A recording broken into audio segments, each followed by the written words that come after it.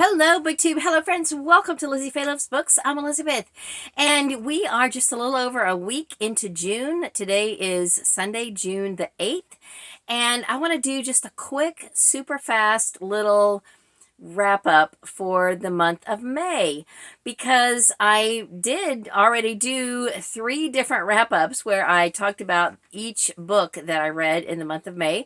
I did one for the first 10 days and for the next 10 days and for the last 10 days with of course that one extra day in between, which was Mother's Day. That was just a 1 book day, and so it all evened out. Anyway, it was Middle Grade May, and I was one of the co-hosts, and I was sad that I did not have time to participate in the Mystery and Mayhem readathon. That looks super fun. There was just a lot to that one, and I didn't have the headspace to try to participate in it. So it looked like they had a great time, and I had several friends who were involved in that, but I sadly just decided to focus on middle grade books. I did read 4 adult books in the month. 2 of them were audio and 2 of them were in print, and the 2 that were in print were Bible study books. I kind of think of my Bible study devotional time as separate from my other reading. So I was able to kind of push back all the other adult books except for one mystery book that I needed to read for my book club, and I listened to that on audio. Other than that, everything else was either middle grade or children's storybooks. And the children's storybooks I read with my daughter Emily, and we concentrated on Caldecott winners. We also read a few Beatrix Potter books and some Maurice Sendak books, and then a few other odds and ends that we had laying around the house. So if you've been adding together the totals that I've been giving you for each third of the month, you may have realized that I finished a total of 79 books in the month of May.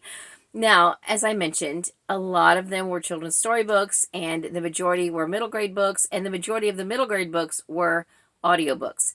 So it was definitely doable. It does get tricky to just remember to record everything. And also it's kind of tricky to just balance all of your venues and resources and stretch them out so that you can get that many books consumed, because most of us have limits as to how many Hoopla books we can borrow and how many Libby books and things like that. But I was able to spread it out, and I even surprised myself with how many I was able to accomplish in the month of May. So I wanted to just kind of do a, kind of give you the stats of the 79 books. 40 of them were audiobooks, 39 of them were print books, 9 of them were rereads, and some of the rereads were audio and some were print. I didn't break that down.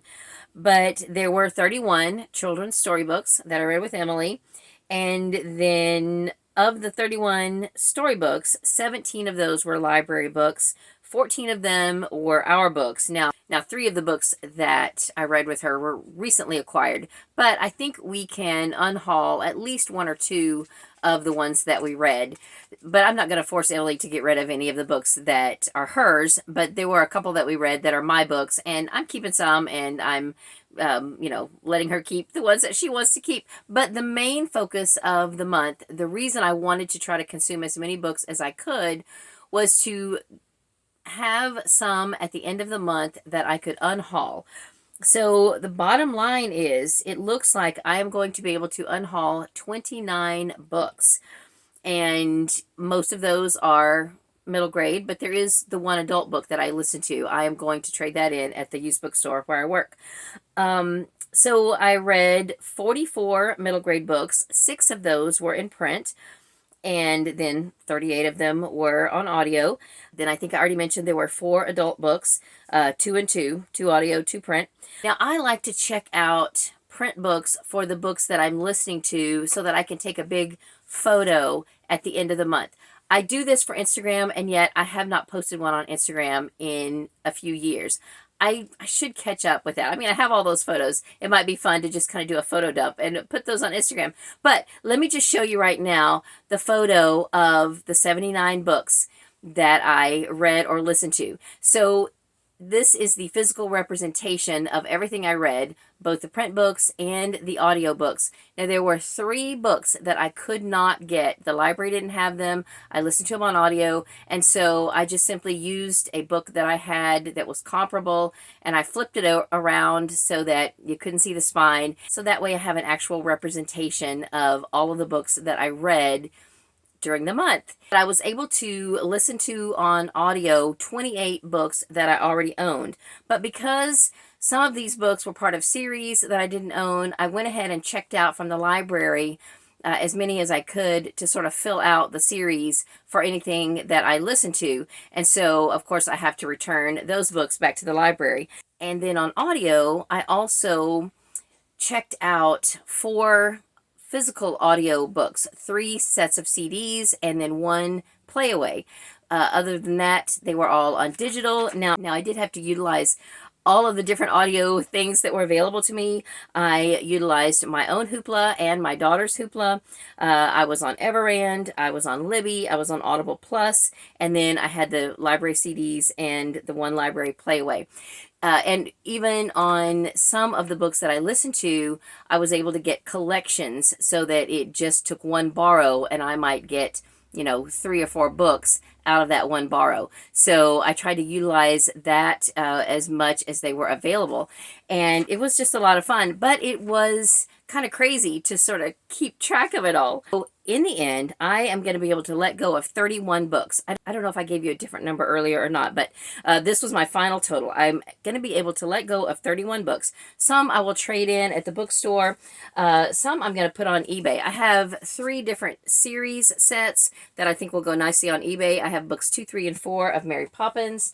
And then I have books 1, 2, and 3 of the Grimm sisters. So those sets will go on my eBay store, and then I'm going to give away a few, and I'm going to trade some in at the store. So it'll be great. And then 28 books were library books, so those will all get returned to the library. And then 17 books I'm going to keep, and those include the books that belong to Emily. So, she'll get to keep her own books. And then 3 of the books were books that I could not get in physical form.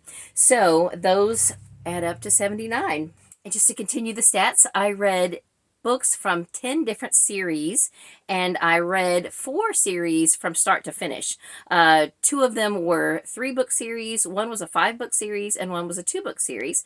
And then I read the 3 Sisters Grimm books and 3 Mary Poppins books. Those, of course, are longer series, but I wanted to at least listen to the ones that I had in physical form so that I can let those go. Then my most read author was Gary Paulson. I listened to the Tucket series, which is a 5-book series, and then I listened to 2 other standalone books. 1 was fiction and 1 was nonfiction, and I enjoyed all of those for the most part, especially the Tucket series. That is a Wild West series that features a boy as the main character, and it was just really good. If I hadn't wanted to go ahead and get it read for Middle Grade May, I might would have saved it for June on the Range, but I already had plans for June on the Range, and so I just went ahead and listened to the Tucket series, and I would highly recommend it. I thought it was excellent. I also read 3 Newbery winners, and those were all rereads for me. And then together, Emily and I read 15 Caldecott winners, and 2 of those Caldecott winners were also Newbery Honor books.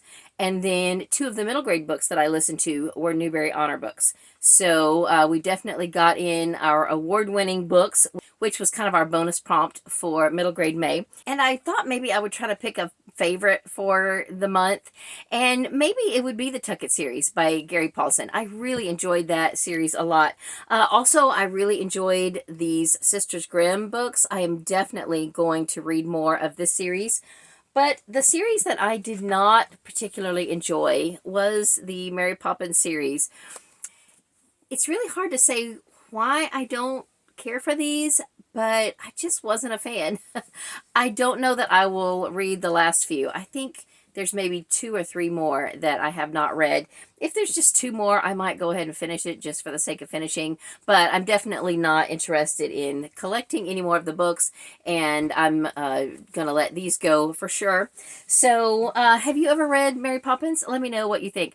I was a little bit worried that I was going to be saying I didn't like, a national treasure, but when I talked to a few other BookTube friends that had read some of Mary Poppins, they were all kind of like, yeah, I didn't really like it much either. But the movie, we all agree that the movie is wonderful. So I think that Disney did a good job of taking the good parts of Mary Poppins and putting it into a really good movie. But the book series itself is not a favorite by any means. So anyway, it was a fantastic month. I really enjoyed all that I got read, and I think Emily enjoyed it too. We have slowed down now for June, and we are just reading a chapter book, and we're reading a chapter a day instead of a book a day, and we're enjoying that. So anyway, that's all I wanted to share with you in this video, and now I need to get my library books returned and get on with the business of summer. So let me know what you're reading this summer, and let's chat in the comments. And that's all I have for this video. Thank you so much for watching. I hope you're having a great day. Read a good book, and God bless you.